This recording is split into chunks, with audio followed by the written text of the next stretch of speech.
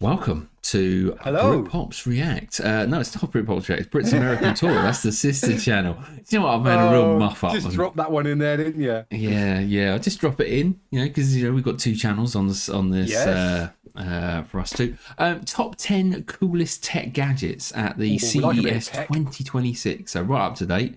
We Yeah. do like tech, and we're doing this in the American Tour channel because it's in Las Vegas, right? Las Vegas and Nevada, mate, in the Las Vegas Convention Center up there behind the young man here. We like a bit of tech, mate. Yeah, so We it'd do. be good to see what's new and on the horizon for 2026. See if there's anything there that catches our fancy. Yeah. I mean, I don't know. I do like watching these type of videos though, because you can just see Yeah. some of the futuristic stuff that is coming. Yeah. I remember looking at, like, when I was looking for a new monitor. I'd look at lots of the different, monitors at CES and just drooling. Because you just think, well, I'll get that in 5 years when I can afford it. Yes, when it comes down in price. Yeah, But exactly.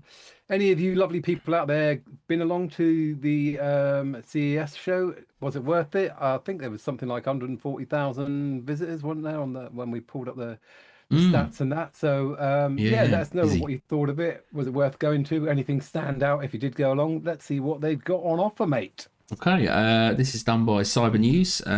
So let's get into it. What is happening, guys? We are back at CES 2026, and we're about to head inside to see all the best stuff that we can find. Oh yeah, Come with us. those robots. Yeah, it's all robotic, isn't it? A lot of it. Yeah, now.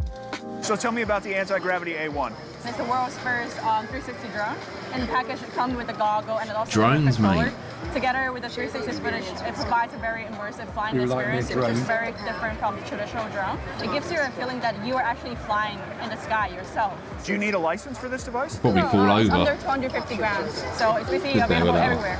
And the retail Under price starting 250 from grams, mate. 1,600 and all the way to 2,000. A little pricier than other drones. Yeah, but we have a goggle, so usually goggle charge a lot. So, and also you can use the goggle itself as a VR goggle. Okay. I was a little skeptical whether this would work for a blind guy, but it does seem like it does work. Okay, we're about to take off. Yeah, so you can see 360, totally useful for reframing. You just got to get this drone anywhere near what you want to film, and then you're able to reframe. I'm really digging the one-handed control. It seems way easier than the other version. Okay. So we're checking out Realbotics. We were here last year, but Okay, right. So what on drones, mate? You used to own a drone. You still got it? Drones, yeah, DJI. I normally go for look, DJI Mini, which was again, you don't need a license for it under the stipulated 250 grams. I mean, it's the quality of them, simple to use. You can see why they caught on so quickly. Yeah, that looked impressive. Yeah, it did look pretty good bit of kit. Although those goggles, I always find myself in VR when you can't see Yeah, around you. Sometimes, you just be like, once oh, you off you go, and then yeah. the drone will be off. See you later, 1.5 Well, grand. yeah, once you sort of, peripheral vision and everything gets shrunk down, I think it probably does take a while to sort of get used to it, doesn't it? Yeah, it does. But Yeah, they look some impressive goggles. I'm not sure about this young lady. Realbotics. All right, let's Okay. see what he's going to say about this. Well, I mean, in Japan already, they're using these types Yeah. of, robots. Yep. We're behind receptions, way ahead of everybody else. I know. I mean, I even know, they've got mate. robot waitress. I say waitress, Wait, waitress service thing going on now. servers. Servers. Yeah. Yes.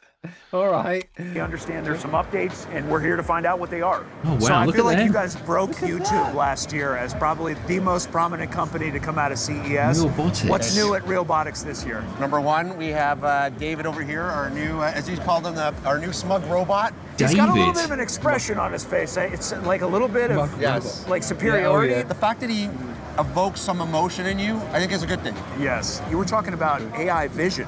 Could you Yes. tell me about how that's baked in this year? Our robots are a little more autonomous, so the AI takes the information it sees, what it's observing, and makes decisions based on that. So it's basically trained on a number of human behaviors to be able to sort of interpret and see. It can recognize human emotions. I'm not sure there's any other company in the world that has tied in hardware to being able to recognize human emotions. Our robots have Human the motorized emotions. wheel platform, Blimey. more efficiency, but number two, we're the only guys that have humanoid robots that plug into the wall. So if you are an enterprise client you don't necessarily care about the walking. What you care about is a robot that will work for you all day, all week. You can see here, she follows me, and you can see she's much more fluid than the one we had last year. This will be across all of our robots here next year. They'll be able to talk and recognize you. They'll be able to, read. They'll be able to see colors, and again, recognize emotion. We did this, sometimes you go to a fashion show, they have like the craziest outfits, and it's really just to get attention. We wanted to show a little bit of creativity and something sci-fi related.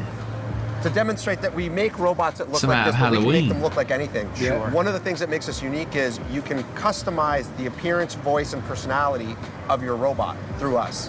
Again, nobody else is doing that kind of stuff. Tensor, the world's first. What are you thinking about that robot, mate? I mean, it's the future, isn't it?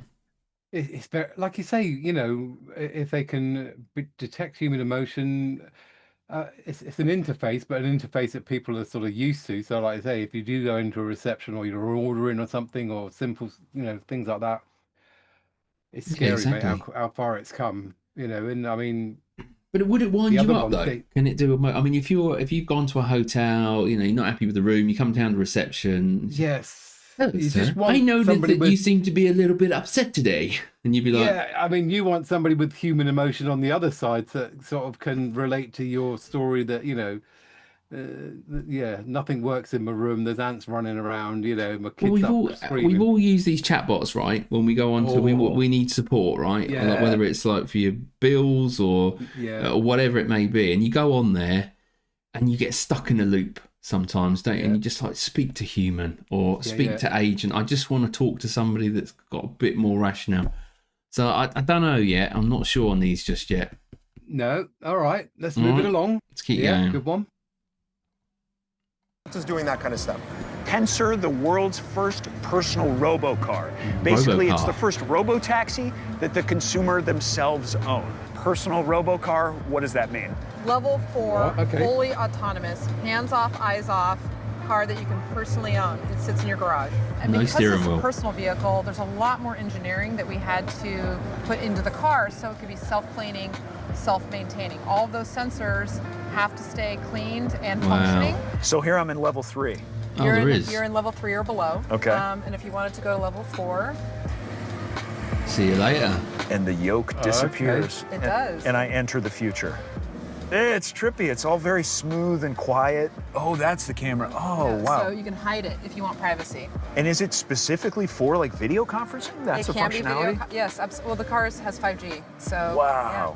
Okay. So you can be on a video call on the way to work. We have 11 radar. We have 37 cameras. So cameras everywhere. I kind of think it's a bit over the top. Chips in the car for 8,000 TOPS of processing power. Imagine waking up in the morning and going, oh, my car just texted me. We have to leave 30 minutes early because the traffic conditions are so bad. I better get moving. So it sounds like this integrates pretty seamlessly with like your calendar, your to-do list. So how does it work? Yes, it's permission-based. The other thing I want to mention that's really cool is that they actually have screens where the lights are that can project messages to pedestrians on the street. So for example, if you're at a light and you want people to know that it's okay to walk behind you, it'll show like the safe to walk pedestrian sign on the actual screens for the lights in the back. We're in Boston. Well, I mean, again, this tech's great. For tech's sake, isn't it? Yeah. Is it tech for tech's sake? I mean, it sounds great, but okay. I mean, so your own personal taxi that you can own, but then most of the time it's sat in the garage, self-cleaning itself.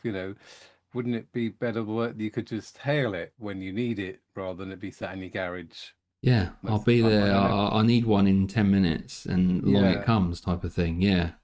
I mean, we still got to go a long way. I think that people feel safe and comfortable having no control over something hurtling you along at 60, 70 mile an hour and making decisions for you. I don't know, mate. I don't know.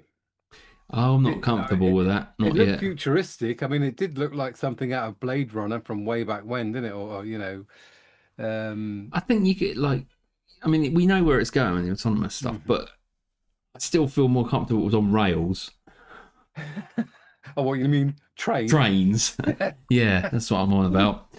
Place roads with rails. All right, let's keep going. Dynamics booth at CES 2026, checking out a product that is absolutely blowing up right now online. My name is Mario Bellini, and I lead the Atlas product management team at Boston Dynamics. So Atlas is our flagship humanoid robot, and we have been working in the lab the last couple of years to productize Atlas. Yeah, we've seen it. I've seen AI it. techniques and deliver the robot that you see here today. For the last couple of years, AI techniques have improved enough that we can start to do manipulation, have the robot touch the world, move objects around, understand the world the same way that people do. Can you talk to me about some of the limitations? Because I found them particularly impressive in terms of how much this thing can lift, what conditions it can work in, because we're already at some really impressive stats. Yeah, so Atlas can lift up to 110 pounds instantaneously and closer to 70 kind of continuously.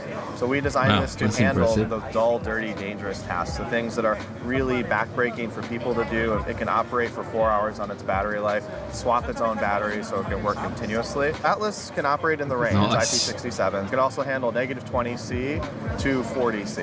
Atlas has these joints that can spin all the way around. And so we're inspired by the human form, but not limited by it. How do you see these units coexisting with human beings in the future? So we're not trying to make a robot person. We're trying to make this tool that's relatable, that's understandable, and the choice of the head kind of like whimsical and inviting. It's actually a modular head with the sensors and computer on board. So we've learned from the autonomous vehicle industry about how you can really reliably detect people and hazards around the robot, and the robot has that built in. We're back at X-Real. The company announced do like those. They've blown up. He was right on social media. We've seen a lot of those like robot dogs running around doing things. And but again, I mean, it's relentless. You could have that thing working all night, couldn't you? 24 hours a day. Can change its own batteries. I mean, it just keeps going, doesn't it? And like I say, it doesn't need a break. And I mean, the opening scene where it sort of lifted something up, picked up an object, turned around and placed it somewhere else. That's a conveyor belt thing, already, isn't it? Processing speed, I guess. It does look very much sort of iRobot, doesn't it? The old Will Smith. Yeah, that was a great film. All just lined up. I mean, like, what is going on? Oh, and then you got the other guy. So you put the other guy with emotions in those ones, and you got them running around. Yeah, and it only get better because they still look a bit stiff. They still look a bit slow. I'm processing what I'm doing, but that is all gonna just get quicker and quicker. I mean, the little dog thing that was running around in the background, the movement of that, turning around, movement. Oh, okay, good so far. Imagine having about 50,000 of them coming across the shore or something. You know what I mean? It's like invading. I mean, scary, it is. We joke about it in 2026, but who knows, mate.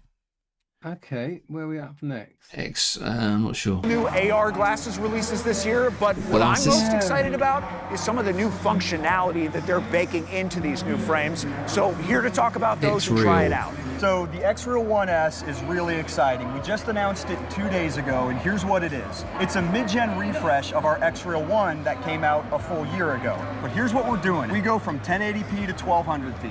We go from a 50-degree field of view to a 52-degree field of view. All those specs go up, and then the price goes down. We're able to take your desktop, your Instagram feed. By the time it leaves the computer and works its way through the glasses, it's now being viewed by you in full 3D stereoscopic format. That's crazy. I'm playing Forza right now, and that's way more 3D. It feels like you're inside the cockpit of the vehicle. I want you to see how embarrassing I am at this game here. Yeah.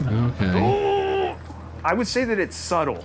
It doesn't bang you over the head. It's not cartoonish. And how about the Asus ROG X-Real R1? So that's what I got right here. Right here. This is the world's first 240 hertz refresh AR glasses. What this does is we take the best of what ROG does and then marry it with the best of what X-Real does. Big, rich cinematics, lightweight AR glasses. We combine those two superpowers, and it's the ROG X-Real R1. Our new 1S, available now. Our ROG X-Real glasses, coming soon. How much are these though? We are focused on what we can bring to customers right now. So that's $450 or $449. Okay. We've not yet announced the price and availability for R1, but that is a premium gaming setup. I see a mysterious cloth. Can you tell me anything about that we got here? Secrets, no. Teases, yes. We're working on it right now with our partners at Google and Qualcomm. You know what? I think I'm going to get a sneak peek right now. Don't do it. Get out of there. I can see the AI. I see the AI in here. So this monster machine right here is the Asus ROG G1000. It's a gaming computer with a thermal atrium up top for optimal cooling. But the main thing that caught our attention was the anime holo functionality here. As you can see, the first is grabbing your eyes is the anime holo. We can fully customize everything. Wow, so the user can make this visual anything they want. Yeah. So we basically have fans here with LEDs built into them, and then the eye perceives the image. Yeah, it's true. And it can work stable, and it can work for over like 30,000 hours. And another thing we want to talk about it is the thermal solutions. This part is called thermal atrium.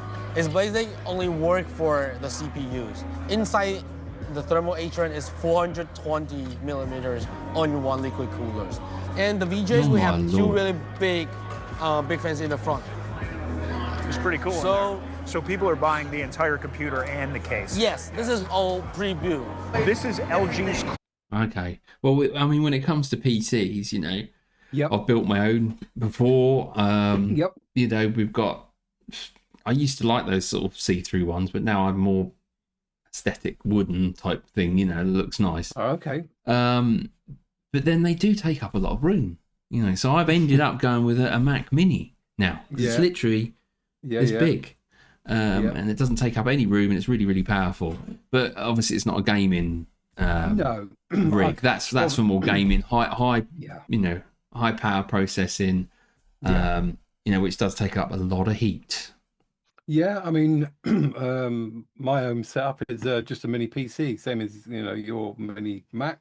This one's about that big, and for what you need it for, runs fine, doesn't it? I mean, it's you know running all our sort of YouTube stuff. But, it is, yeah. So, but I suppose for gaming, it's a different level. Isn't it?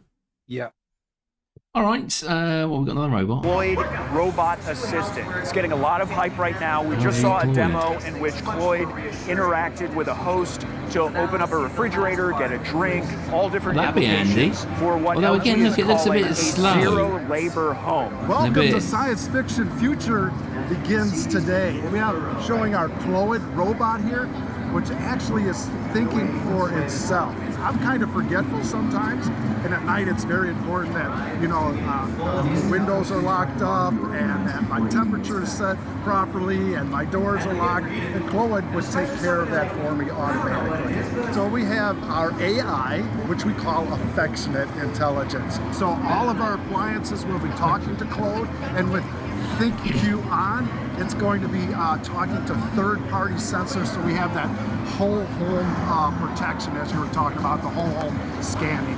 So we saw the leaks that you saw, but now we're here with the new Legion Pro rollable proof of concept. Basically, it expands from 16. We'll quickly mention on the Android. I'm not sure.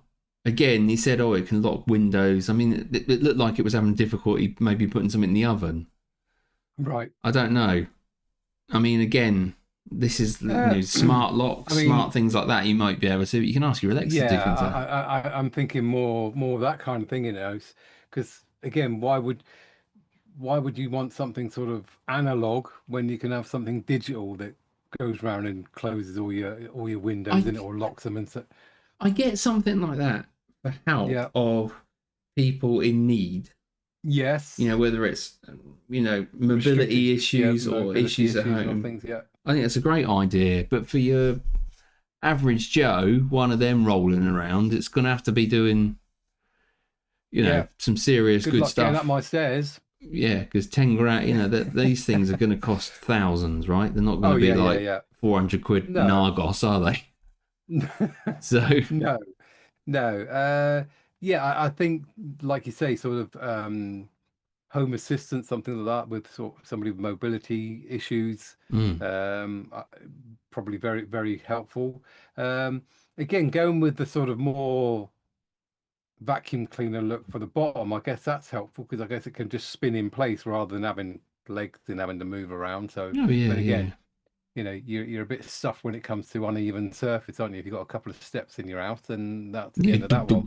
Off it goes. You can't pick it up because they haven't got the mobility issues to do it. All right, let's keep going. Inches to 21.5 inches, all the way up to almost 24 inches wide for a better gaming experience. Just a heads up, durability-wise, the company says the rollable is good for up to 25,000 roll cycles. Again, just a proof of concept at this point.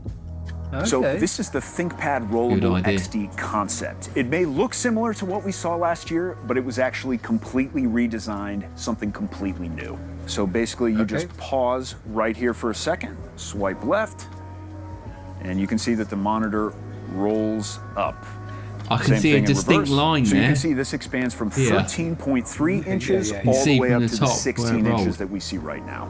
So the base we saw on the laptop this year was actually from another model. See, that would annoy me because I can see that, and if you blow that up, you can see the top of the laptop going running right the way across there. So so I'm not sure that I'll be always knowing that ridge roll has been, is there. The idea is to have a modular add-on that users can choose to add on to any laptop of their choosing at a really affordable price. This is a sneak peek of the future of Wi-Fi. Where most companies are just running Wi-Fi 6, Asus is announcing Wi-Fi 8. What is Wi-Fi 8? What's going on here? Wi-Fi 8 actually focuses more on real-world benefits. Sometimes our IoT devices can hear a router, but are too weak to talk back. It can help our small devices to get much more higher power. Now these devices can communicate with each other. So now they can find the most efficient way to transmit.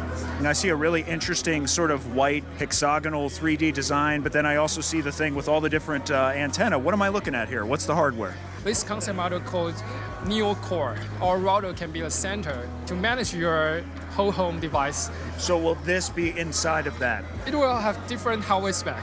This should be lower spec, but it's more elegant to fit Republic to of Gamers our living room or any place in our house. Yeah. ROG, Republic of Gamers, is a brand. They get involved with a lot of stuff. They also sponsor a lot of things as well and get their name on products. They're very interesting that obviously they've gone into this world because obviously they do a lot from motherboards to cards to especially in the PC space, components. Huge. But interesting to see them going down this route. All right, very cool. Thank you. Well, that was day one of CES 2026. If you enjoyed it, make sure to like and subscribe because we'll be back every single day with new compilations and videos of the coolest. So that's just a snippet of CES. I mean, again, a lot of concept stuff in there, a lot of interesting ideas. And again, it's when they start sort of combining AI technology with things that you can handle to make that experience easier for everybody as well, isn't it? I don't know, mate. I mean, there's a lot of interesting things coming out. The robot side and all of that thing. I think, well, you saw how the car industry and things like that evolved once they had machines that could do things, the welding and the lifting. Now, if you've got mini armies that you can send in, yeah, exactly. See that workforce change. Who knows? What are you thinking? What are you thinking down there? Let me know. Let us know in the comments. It'll be interesting to know. Do you fancy having one of those? Which one of those was your favourite as well? Let us know. I think I like the glasses. I like the VR stuff. I think it's pretty good because it does transmit you into different places. So okay. There you go. Thank you very much to these guys for all the information. Let's see what comes out of it, mate. Brilliant. All right. Very good. Thanks for being with us. We will be back soon with another video. So until then, it's goodbye from me. Goodbye from him. Ta-ra from them. Bye. Bye.